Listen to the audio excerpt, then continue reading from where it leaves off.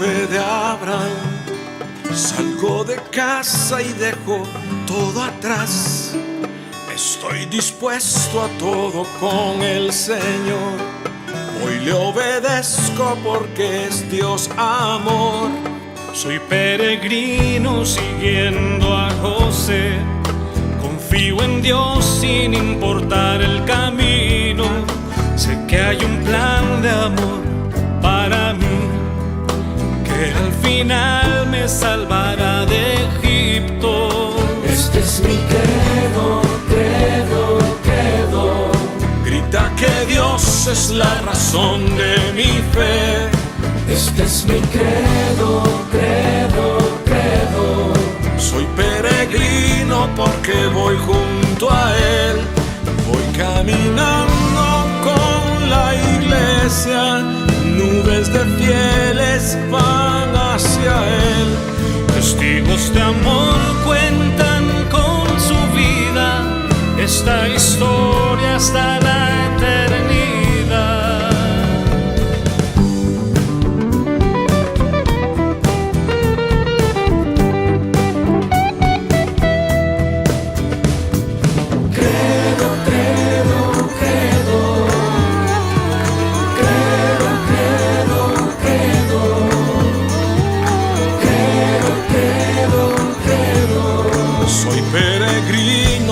Gente de a pie, santos sencillos que esparcen la fe en Dios el Padre, en Jesús y el Espíritu, pueblo de Dios, iglesia peregrina. Este es mi credo, credo, credo. Grita que Dios es la razón de mi fe. Este es mi credo, credo, credo. Soy peregrino porque voy junto a Él. Voy caminando con la iglesia. Sé bien en quién creo con toda certeza. Unido al canto de María, los apóstoles proclamo la fe. Credo, credo, credo. Credo, credo, credo.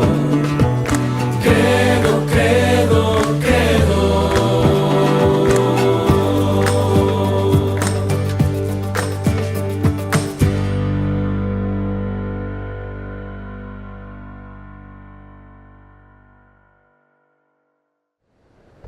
Mis queridos peregrinos, muy buenos días. Estamos ya en uno de nuestros últimos días de nuestra peregrinación antes de la Semana Santa. Estamos en un lugar histórico importantísimo de la antigüedad y un poco también del Israel moderno, y se lo quiero mostrar en mi super mapa tecnológico, que espero que se habitúen ustedes a mi alta tecnología. Miren dónde estamos. Estamos en Cesarea Marítima. Cesarea Marítima, que no tiene nada que ver con Cesarea de Filipo, es otra Cesarea, Cesarea Marítima. Miren, estamos aquí, ya estuvimos en Haifa, en el Monte Carmelo. Vamos a estar en Tel Aviv al rato, en Jafo. Aquí está Jafo y aquí está Jerusalén. Para que ubiquen dónde estamos, en el Mediterráneo, en el puerto de Cesarea Marítima. Y les voy a decir en dos palabras la historia de este puerto.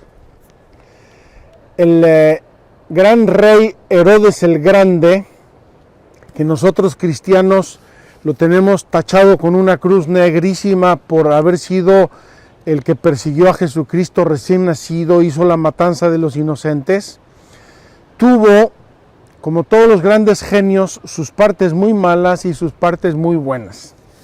Y tengo que decir que una de sus partes buenas fue que era un gran visionario político y económico. Y así su familia, la familia de Herodes, era decisiva, por ejemplo, para las elecciones de los emperadores romanos. Y trataba de congratularse a los emperadores romanos, y por eso hizo la ciudad de Tiberíades en honor de Tiberio, Cesarea en honor de César, y así la otra Cesarea Banias en honor de Augusto, etcétera, etcétera. Era un gran político y un gran genio. Y en su ingenio hizo aquí dos cosas que ustedes van a entender la trascendencia.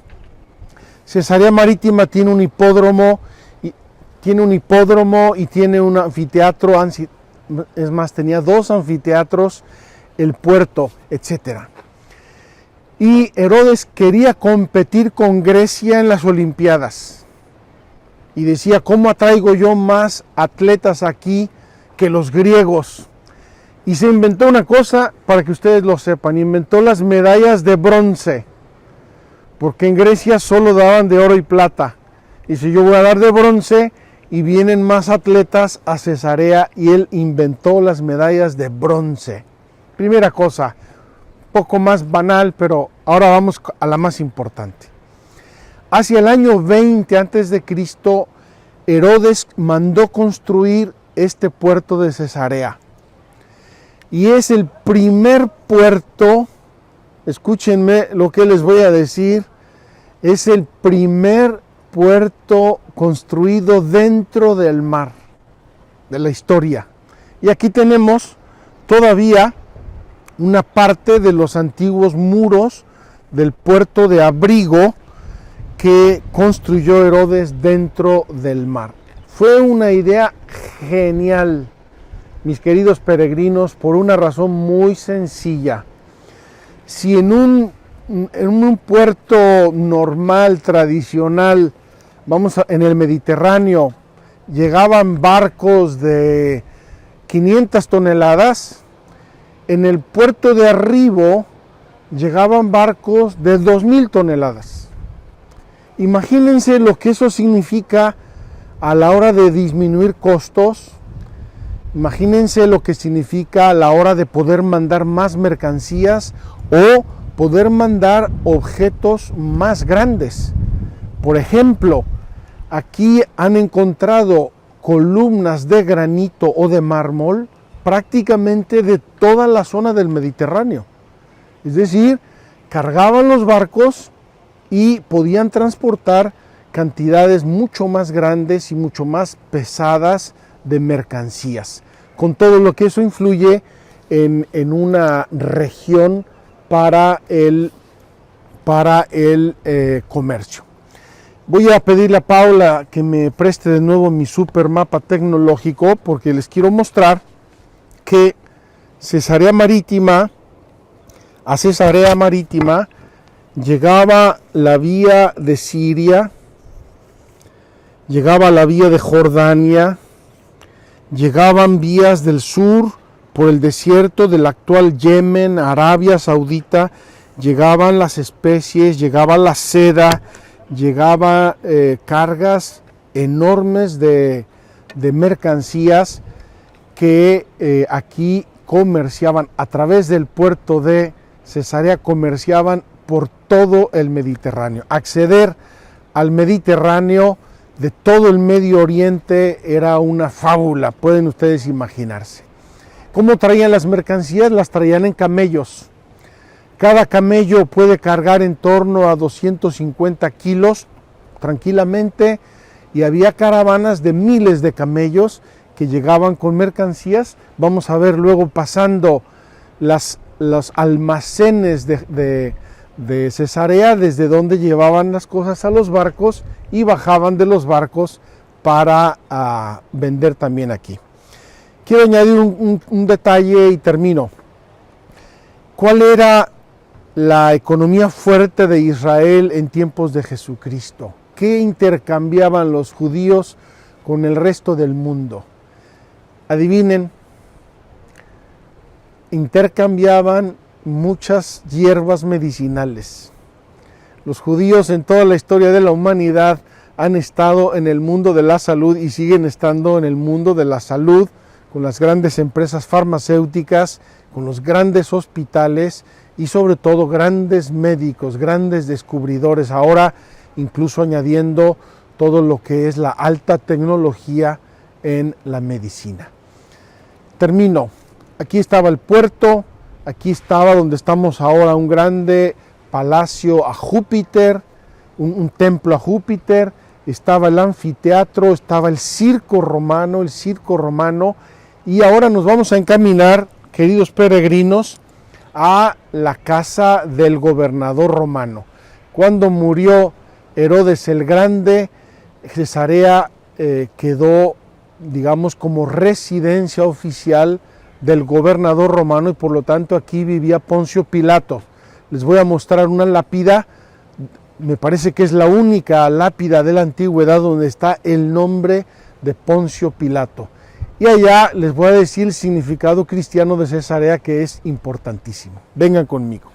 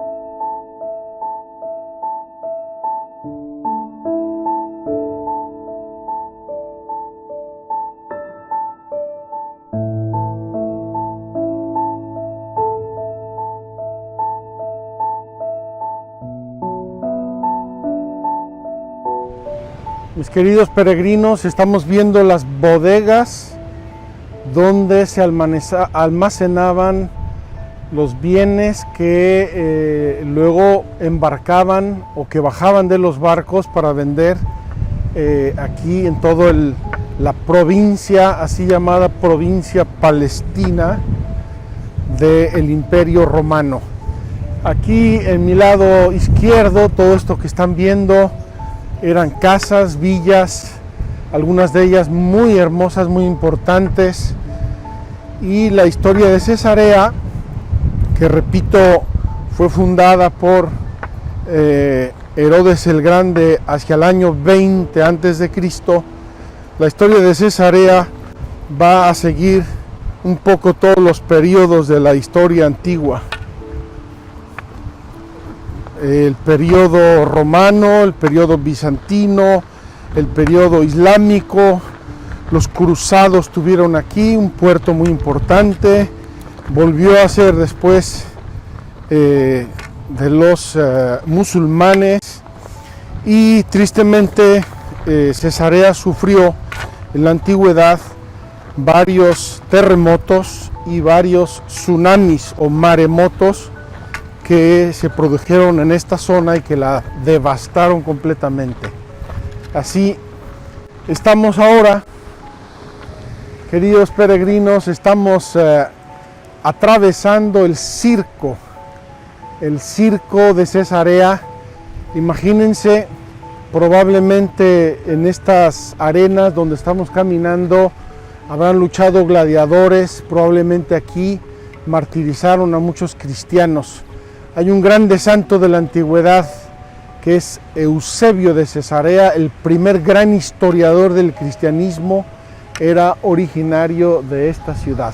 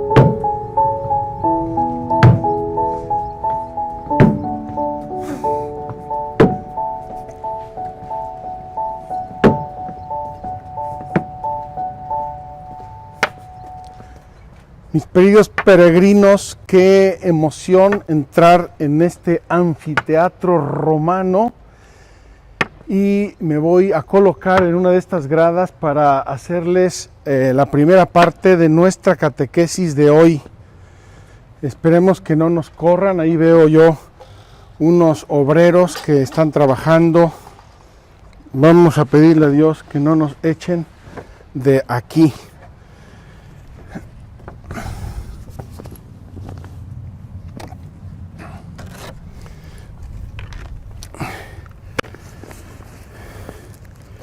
Yo no sé si ustedes lo han pensado alguna vez, pero en los teatros, el teatro romano, los teatros griegos, fueron en la antigüedad el internet de la época, porque hasta que se inventó el teatro las cosas pasaban de persona a persona, uno a uno.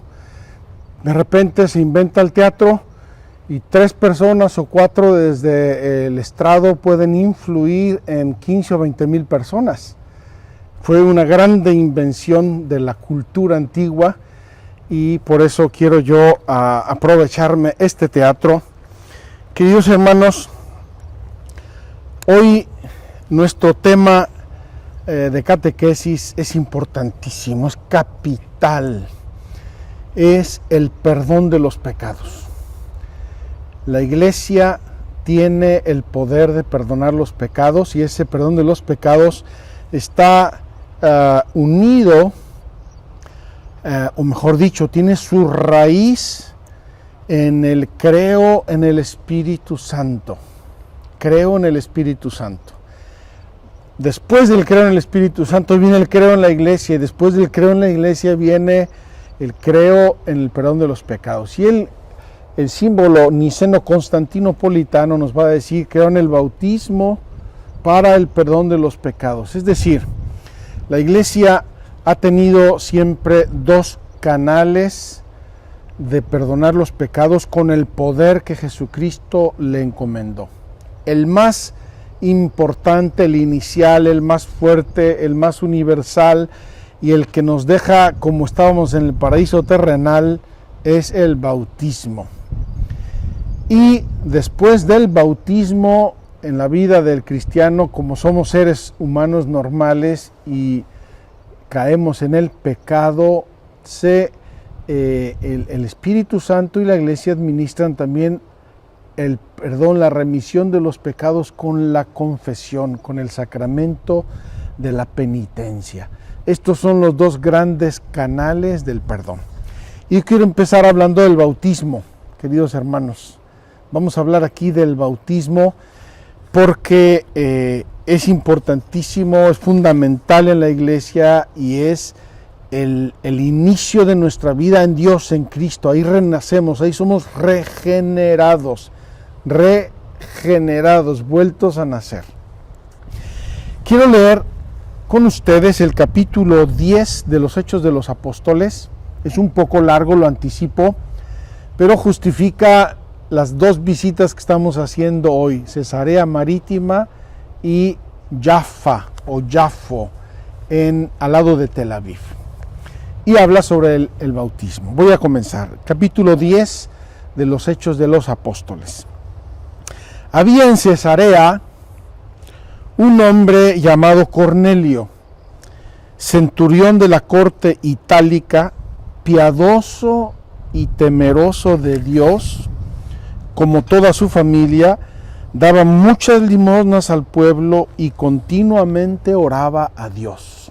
Era un romano, no era un judío, era un romano, gentil o pagano, como quieran, pero un hombre bueno y un hombre que amaba a Dios, y era bueno.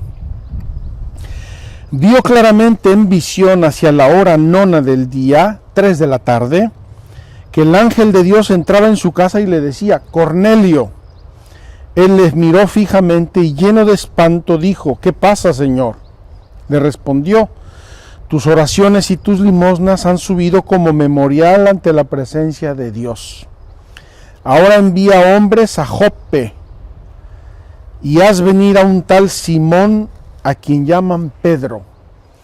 Este se hospeda en casa de un tal Simón el curtidor, que tiene la casa junto al mar. Apenas se fue el ángel que le hablaba, llamó a 2 criados y a un soldado piadoso de entre sus asistentes y les contó todo y los envió a Jope. En mi supermapa tecnológico luego les voy a mostrar el trayecto que hicieron estos hombres, por probablemente un par de días de camino.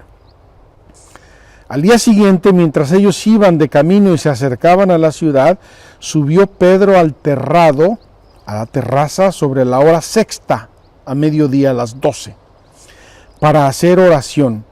Sintió hambre y quiso comer. Mientras se lo preparaban, le sobrevino un éxtasis y vio los cielos abiertos y que bajaba hacia la tierra una cosa, así como un gran lienzo atado por las 4 puntas. Dentro de él había toda suerte de cuadrúpedos, reptiles de la tierra y aves del cielo. Y una voz le dijo: levántate, Pedro, sacrifica y come. Pedro contestó: de ninguna manera, Señor, jamás he comido nada profano e impuro. La voz le dijo por segunda vez: lo que Dios ha purificado no lo llames tú profano.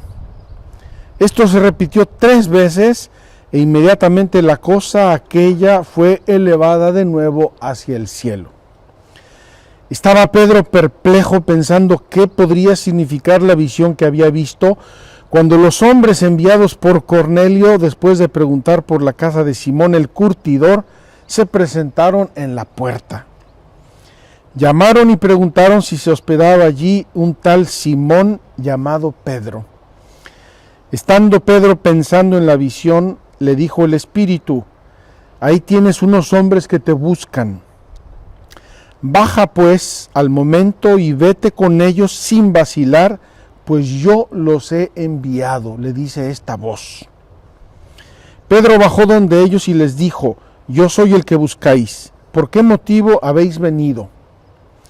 Ellos respondieron: el centurión Cornelio, hombre justo y temeroso de Dios, reconocido como tal por el testimonio de toda la nación judía, ha recibido de un ángel santo el aviso de hacerte venir a su casa y de escuchar lo que tú le vas a decir. Entonces les invitó a entrar y les dio hospedaje. Al día siguiente se levantó y se fue con ellos. Le acompañaron algunos hermanos de Jope. Al siguiente día entró en Cesarea. Cornelio los estaba esperando, habiendo reunido a sus parientes y a los amigos íntimos. Cuando Pedro entraba, salió Cornelio a su encuentro y cayó postrado a sus pies. Pedro le levantó diciéndole: levántate, que también yo soy un hombre como tú. No te postres, soy un hombre. ¿Qué quieres? Pero soy un hombre. Y conversando con él entró y encontró a muchos reunidos. Y les dijo: vosotros sabéis que no le está permitido a un judío juntarse con un extranjero ni entrar en su casa. Pero a mí me ha mostrado Dios que no hay que llamar profano o impuro a ningún hombre. Voy a hacer un pequeño paréntesis, hermanos, peregrinos. ¿Se acuerdan los temas por los que Jesucristo entró en conflicto con el judaísmo oficial de su tiempo? La comida, la circuncisión, el templo, la observancia del sábado. Y aquí Pedro ya tocó 2 puntos. Primero, la comida. Mata y come. No, jamás he comido nada profano. Mata y come, porque no llames profano lo que Dios ha santificado, lo que Dios ha hecho.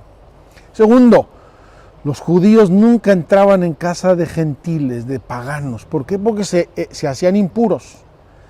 Y Dios le dice: entra y habla con ellos. Dios no hace acepción de personas.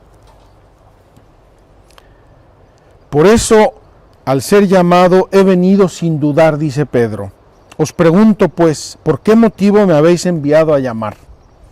Cornelio contestó: hace 4 días a esta misma hora estaba yo haciendo la oración de nona en mi casa, Y de pronto se presentó delante de mí un varón con vestidos resplandecientes y me dijo: Cornelio, tu oración ha sido oída y se han recordado tus limosnas ante Dios. Envía pues a Jope y haz llamar a Simón, llamado Pedro, que se hospeda en casa de Simón el curtidor, junto al mar. Al instante mandé enviados donde ti, y tú has hecho bien en venir. Ahora pues, todos nosotros en la presencia de Dios estamos dispuestos para escuchar todo lo que te ha sido ordenado por el Señor. Vean cómo la providencia de Dios va conjuntando los hechos y las personas y los mensajes. El libro de los Hechos de los Apóstoles es una catedral de la acción del Espíritu Santo. Discurso de Pedro en la casa de Cornelio. Vamos a ver qué dice Pedro a toda esta muchedumbre, porque eran muchos amigos, parientes, sirvientes, etc. Entonces Pedro tomó la palabra y dijo: verdaderamente comprendo que Dios no hace acepción de personas, sino que en cualquier nación el que le teme y practica la justicia le es grato. Él ha enviado su palabra con mayúscula a los hijos de Israel, anunciándoles la buena nueva de la paz en medio de Jesucristo, que es el Señor de todos. Vosotros sabéis lo sucedido en toda Judea, comenzando por Galilea, desde que Juan predicó el bautismo, cómo Dios a Jesús de Nazaret le ungió con el Espíritu Santo y con poder, y cómo él pasó haciendo el bien y curando a todos los oprimidos por el diablo, porque Dios estaba con él. Y nosotros somos testigos de todo lo que hizo en la región de los judíos y en Jerusalén, a quien llegaron a matar colgándole de un madero.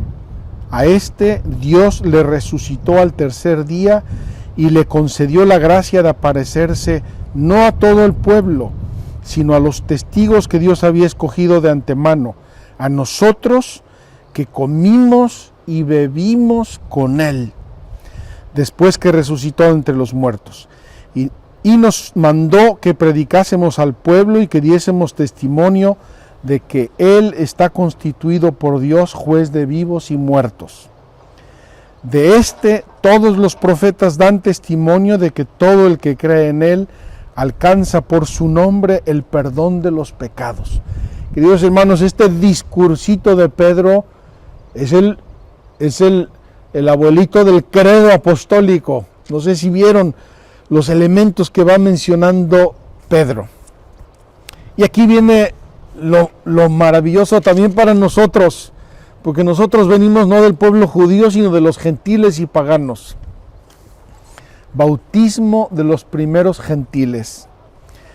Estaba Pedro diciendo estas cosas cuando el Espíritu Santo bajó sobre todos los que escuchaban la palabra.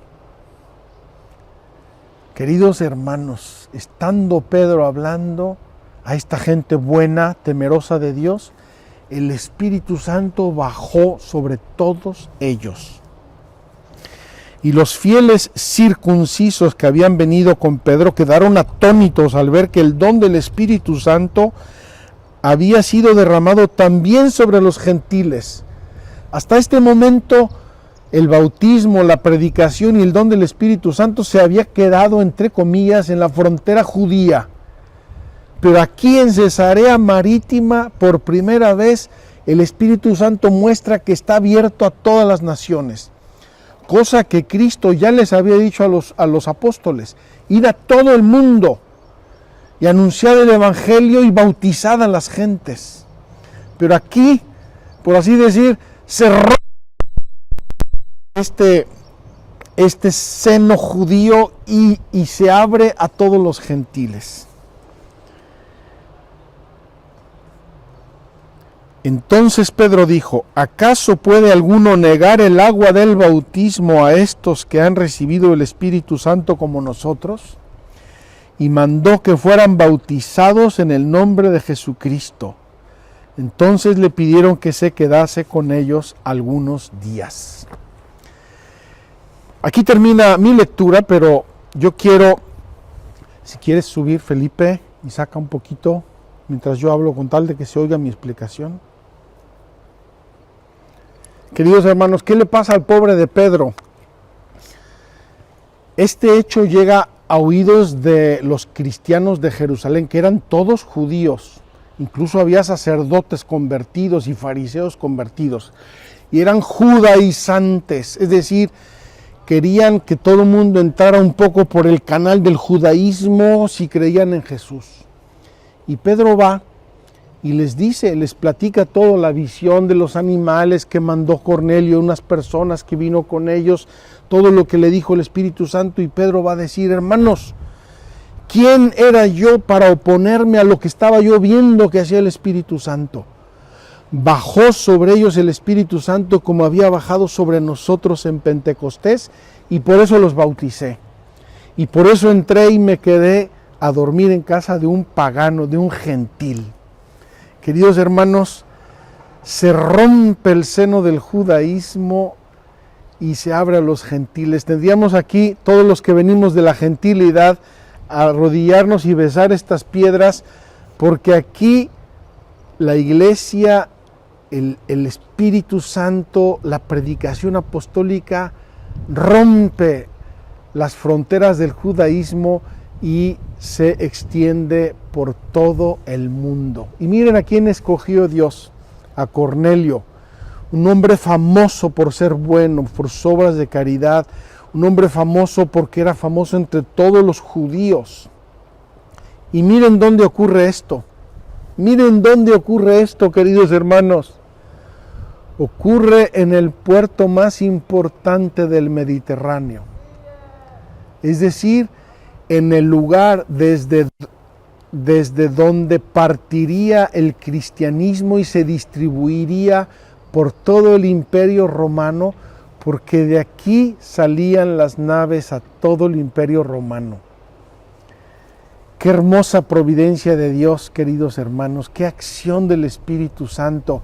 El capricho de Herodes, ¿verdad?, para congratularse con César, que además vino a la inauguración de Cesarea porque era el invitado de honor.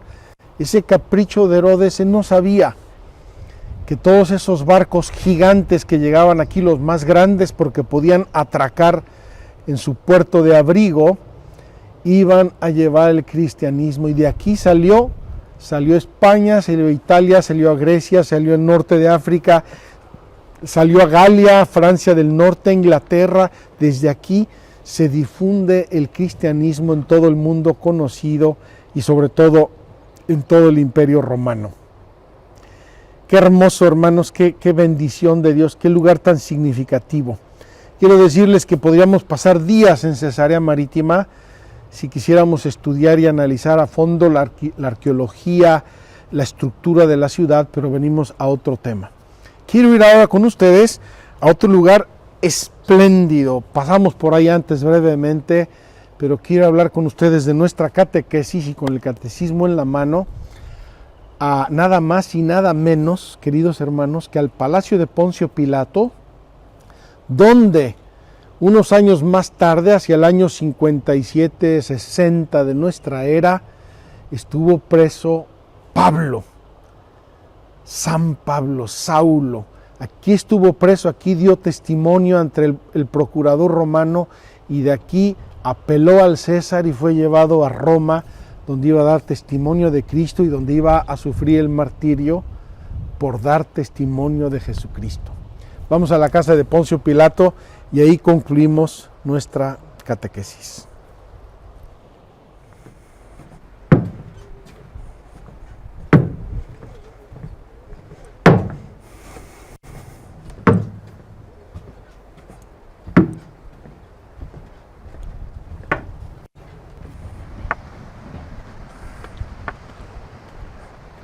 Mis queridos peregrinos, aquí estamos llegando a lo que era el palacio del gobernador romano.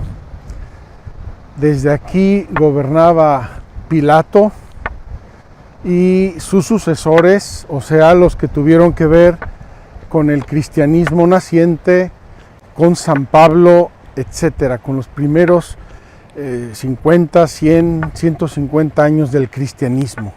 Estamos aquí donde estaba la puerta del palacio del procurador romano Y aquí estamos ya entrando a este lugar precioso, realmente muy, muy significativo para el cristianismo. Voy a mostrarles brevemente la piedra que recuerda a Poncio Pilato, habla de Poncio Pilato, y luego les voy a mostrar dónde se recuerda la cárcel.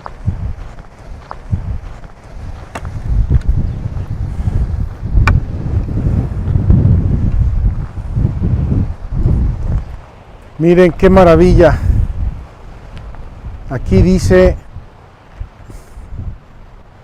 Poncio Pilato, que fue el prefecto romano y que presidía toda la Judea y al cual fue de algún modo entregado este palacio. Esta piedra fue encontrada aquí y habla explícitamente de Poncio Pilato. Vamos a acercarnos al mar, o mejor ahí hacemos nuestra catequesis. Vamos a ver dónde está la cárcel donde estuvo San Pablo. Mis queridos hermanos, estamos llegando a un lugar santísimo del cristianismo y es la cárcel donde estuvo el apóstol Pablo en el año 58. Aquí está escrito y explicado de los Actos de los Apóstoles, capítulo 25.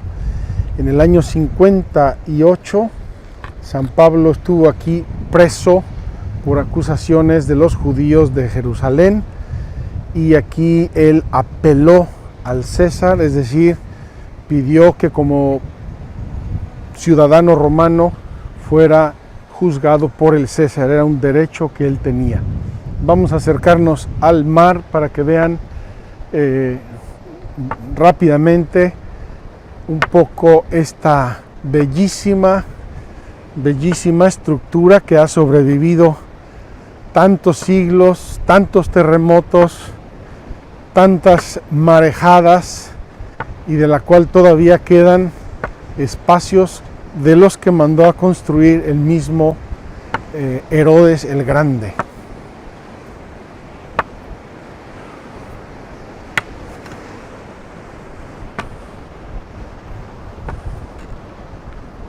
Aquí pueden ver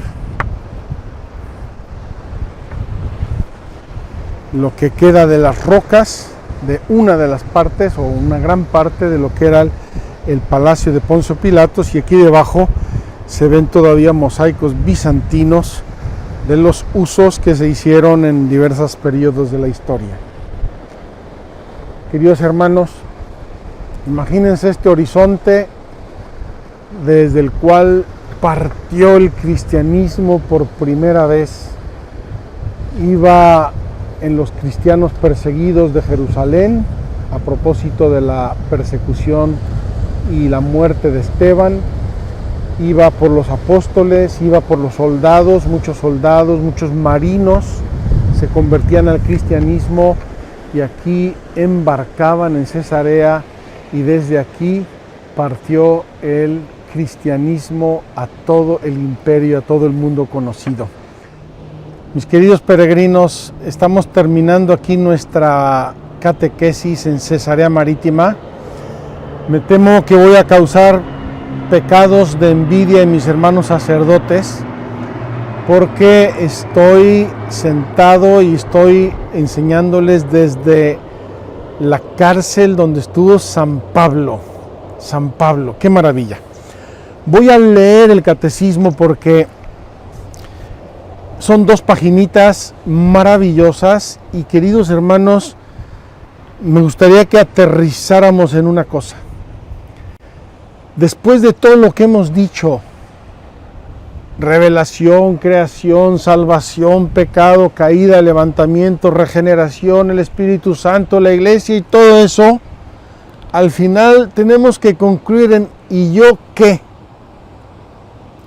¿Y yo qué? ¿Y esto qué tiene que ver conmigo? Y estas últimas verdades del credo aterrizan todo eso en mí, mi vida eterna, el sentido final, último de mi vida, el perdón de mis pecados, mi pecado original regenerado, etcétera, etcétera, etcétera. Bien, dice así el Catecismo, números 976 y siguientes. Creo en el perdón de los pecados. Ese es el credo apostólico. Ya les dije que el credo niceno-constantinopolitano dice: confieso un solo bautismo para el perdón de los pecados. Entonces, dice, el símbolo de los apóstoles vincula la fe en el perdón de los pecados a la fe en el Espíritu Santo, pero también a la fe en la Iglesia y en la comunión de los santos. Queridos hermanos, el perdón de los pecados tiene que ver con toda la Iglesia, no solo conmigo, somos un cuerpo vivo. Al dar el Espíritu Santo a sus apóstoles, Cristo resucitado, el mismísimo día de la resurrección, les confirió su propio poder divino de perdonar los pecados. Sopló sobre ellos y les dijo: recibid el Espíritu Santo. A quienes perdonéis los pecados les quedan perdonados, a quienes se los retengáis les quedan retenidos. Y dice así el Catecismo, aquí una anotación que me parece importante. Estos temas se estudian más a fondo en la segunda parte del Catecismo, que es la teología sacramental. Cómo se vive el bautismo, cómo se vive el sacramento de la penitencia, etcétera, etcétera. Aquí vamos solamente a decir 2 o 3 ideas muy generales. Nuestro Señor vinculó el perdón de los pecados a la fe y al bautismo. A la fe y al bautismo. Id por todo el mundo y proclamad la buena nueva a toda la creación. El que crea y sea bautizado se salvará. Es inequívoca la palabra de Jesucristo. El bautismo es el primero y principal sacramento del perdón de los pecados, porque nos une a Cristo muerto por nuestros pecados y resucitado para nuestra justificación, a fin de que vivamos también nosotros una vida nueva. Dios, hermanos, es tan sencillo. El bautizado que entiende lo que está haciendo está muriendo. Fíjense qué hermoso. No dice medio se enferma y luego se compone. Se muere. El que se bautiza muere al hombre viejo, mueren las obras del hombre viejo, el pecado original, todo muere. Y nace un ser nuevo que es un ser en Cristo. Por eso dice la teología sacramental bautismal, regenerados, generados de nuevo.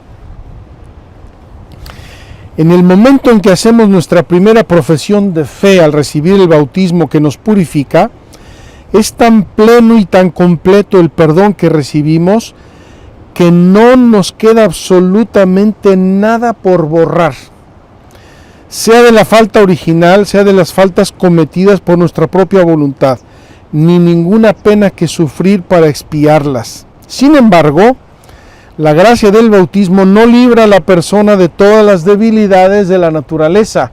Sería muy suave, ya me bauticé y ya quedé como un ángel. La vida del hombre es una milicia sobre la tierra, hay que luchar. Hay que luchar contra los pecados capitales, que son como las raíces de todos los pecados. Quería yo hablar de eso, pero lo vamos a dejar para la próxima peregrinación.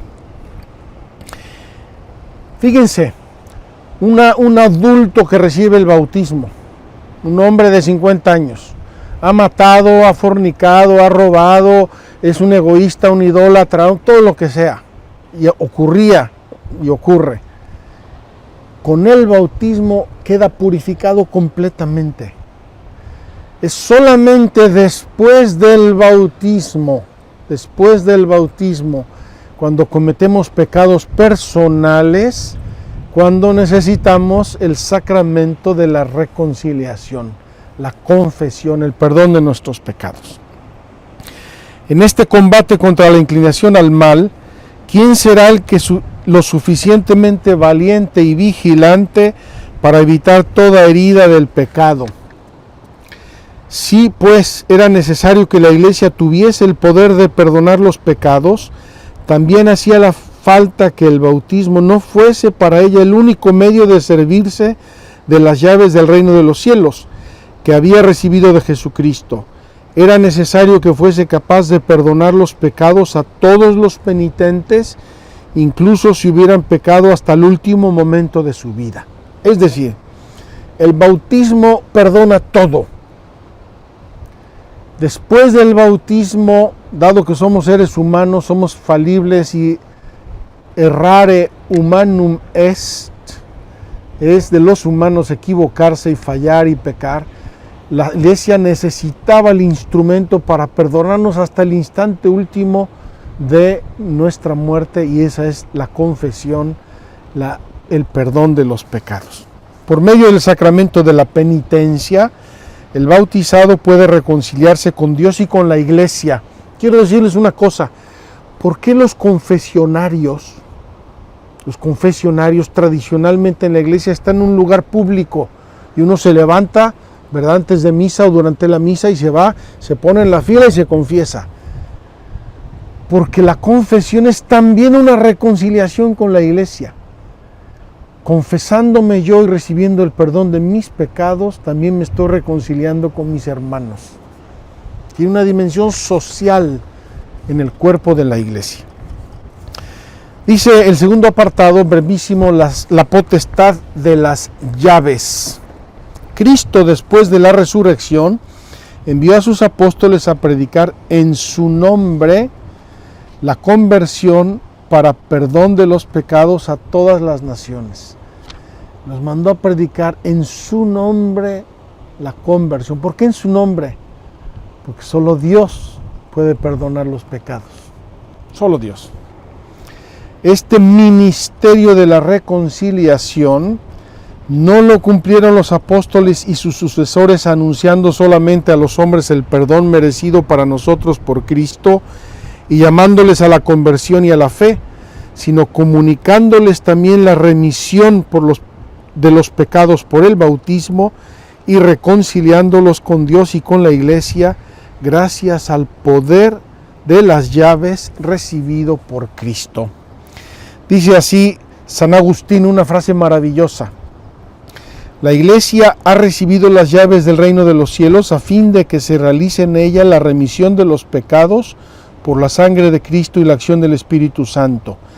En esta iglesia es donde revive el alma que estaba muerta por los pecados, a fin de vivir con Cristo, cuya gracia nos ha salvado. Por eso se dice pecado mortal, pecado que lleva el alma a la muerte espiritual y revive por el sacramento de la penitencia. No hay ninguna, miren qué hermoso, queridos hermanos, y yo se los puedo decir como sacerdote, y lo digo temblando, conmovido por el don de Dios. No hay ninguna falta, por grave que sea, que la iglesia no pueda perdonar. Nada, en ningún campo, de ningún tipo, de ninguna magnitud, con ningún nivel de malicia, que la iglesia no pueda perdonar. No hay nadie tan perverso y tan culpable que no deba esperar con confianza su perdón siempre que su arrepentimiento sea sincero. Esta es la condición, el arrepentimiento sincero, el deseo de cambiar, el deseo de corregirse. Cristo, que ha muerto por todos los hombres, quiere que en su iglesia estén siempre abiertas las puertas del perdón a cualquiera que vuelva del pecado. La famosa parábola de la oveja perdida. El buen pastor deja las 99 y se va detrás de la perdida. ¿Por qué? Porque es la que más necesita y hay más regocijo en el cielo por el pecador arrepentido que por los 99 justos. Hermosísima la parábola del hijo pródigo. La catequesis, yo diría la acción pastoral de la iglesia, se esforzará por avivar y nutrir en los fieles la fe en la grandeza incomparable del don que Cristo resucitado ha hecho a su iglesia, la misión y el poder de perdonar verdaderamente los pecados por medio del ministerio de los apóstoles y de sus sucesores.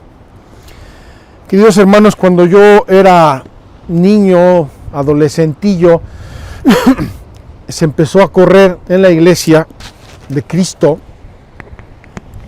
una idea. ¿Cómo te vas a ir tú a acusar de tus pecados con un sacerdote que es un hombre? Es igual que tú, es a lo mejor peor que tú, es más pecador que tú. La primera parte es verdad. El sacerdote es pecador, yo soy muy pecador, me tengo que confesar y ir con mucha humildad a ponerme de rodillas delante de mis hermanos sacerdotes y pedir la absolución de mis pecados. Pero eso no quita que Dios les haya dado a los sacerdotes y a los obispos el poder de perdonar los pecados. Entonces, ya me están diciendo que termine. ¿Cómo voy a terminar en este momento tan importante? ¿Qué es lo importante? Cuando el sacerdote te da la absolución, es Cristo que te está dando la absolución. Ya les dije, este es el poder de la iglesia, es Cristo, es el Espíritu Santo que realiza lo que realizan los signos sensibles. El sacerdote es el signo sensible, es el instrumento. Con esto quiero invitarles a la confianza y a la fe subrayado. No es que voy a confesarme porque este padrecito me cae bien o al otro no lo veo, está encerrado en un confesionario de cal y canto. Es fe, es por fe. Creo en el perdón de los pecados, sí. Creo en que Dios me perdona, sí. Creo también que Dios ha dado a la iglesia el poder de perdonar los pecados y le ha encomendado las llaves del reino de los cielos. No para que la iglesia actúe con arbitrariedad, por supuesto que no. No para que la iglesia sea, sino para que lo derroche con amor, con generosidad, porque ahí está el perdón. Quiero decirles, y termino ahora sí porque Paula ya me está viendo muy feo. Las experiencias más hermosas que yo he tenido en mi vida, el perdón de los pecados. Ver cómo llega una persona hecha un guiñapo, psicológicamente, humanamente, socialmente, un guiñapo sin autoestima, hecha una porquería, y cómo se va resucitada, enamorada, agradecida con Dios, recuperada su dignidad de hijo, de hija de Dios. Queridos hermanos, qué hermoso lugar. Lo que partió de aquí no fue una doctrina, el cristianismo como doctrina, partió el don, la gracia, el amor, la misericordia, que de generación en generación, de persona a persona, ha llegado hasta nosotros. Cuando Dios nuestro Señor nos conceda la gracia de poder volver aquí, y si Dios les permite volver a Tierra Santa o venir a Tierra Alta alguna vez en su vida, vengan a besar este suelo maravilloso, porque de aquí partió el cristianismo para todo el mundo.